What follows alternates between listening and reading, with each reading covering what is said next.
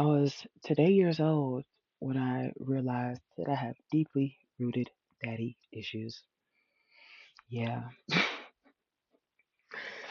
we're gonna call this series Mirror Talks because it's really just me talking to myself, but I'm just allowing myself to be open enough to share that inner dialogue and to share some of these insights.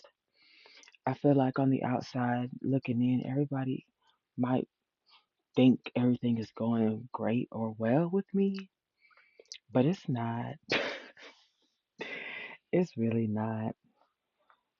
It's really not. There's no area of my life where I could say that I'm very proud of well, I can take that back. There are some areas of my life where I could say I'm very proud of who I am and who I am becoming because I have a deep and internal knowing and a deep and internal connection to source. But at the same time, I'm carrying a father wound, and this father wound has affected all aspects of my life. I've essentially grown up within a household where, and the thing is, like, it's not like I'm trying to, like, blame someone else for my issues. It's not like I'm trying to carry the past, but I'm just acknowledging how I still have wounds that are affecting me today. They're affecting my relationships. They're affecting the way that I show up. They're affecting the way that I speak up. So therefore, I have to acknowledge some of these wounds, right? So I have some daddy issues. I come up in a Nigerian Catholic, very tight, very strict, very rigid household. And for me, it's always been a battle for me to express myself freely in my own household. Or at least that's how it's perceived. That's how I've perceived it. Somewhere along the way, I've told myself a non-truth that I could not freely express myself, or that I was not safe. I'm not in a safe space to express myself freely. I feel like the things that I say not only will be misunderstood, but they won't be received. Not only will they won't be received, but they'll be like twisted and misconstrued and made to like use as a weapon against me. Like not only will they be misconceived, but they'll be like torn down. Like it's just not worth. It hasn't shown that it's a safe space for me to express myself freely. So now I'm at a point in my life where I struggle with that because it's showing up in other areas of my life. It shows up in my relationships. It shows up in my work. It shows up in my dialogue with myself. It shows up in some ways in the way that I parent, right? Because there's only so much you can give depending on what you already have filling your cup within. And I acknowledge I've been running on E. And not only have I been running on E because I've been giving out a lot of my energy, but I also haven't been replenishing it. I haven't been building it. I haven't been cultivating the soil around that which within that which with my that which within my soul lies, like the vessel, right? And so I'm taking this time now to sit down. This is a very interesting way to talk to yourself. And the headphones make it very much very whatever. Anyways, I have to talk through these things in order to break it down. I be writing all the time. You see my shit. I be writing, but I have to talk through it and until I can feel comfortable talking, until I can feel comfortable. Like I have to get comfortable with my voice myself so I can feel comfortable with my voice around others. On some ends, people will look at me and they'll be like, "Oh, you're so social and outgoing," but I really don't have many deep, fulfilling connections. I haven't maintained many solid friends and friendships. I'm not in any groups that make me feel like I belong. And granted, I know a lot of great people by association.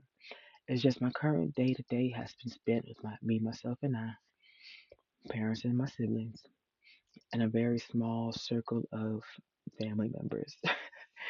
And family members as much as they try to show their love, or as much as they try to show their support, a lot of times it comes at a cost. And we're we're growing up in these times where we cannot ignore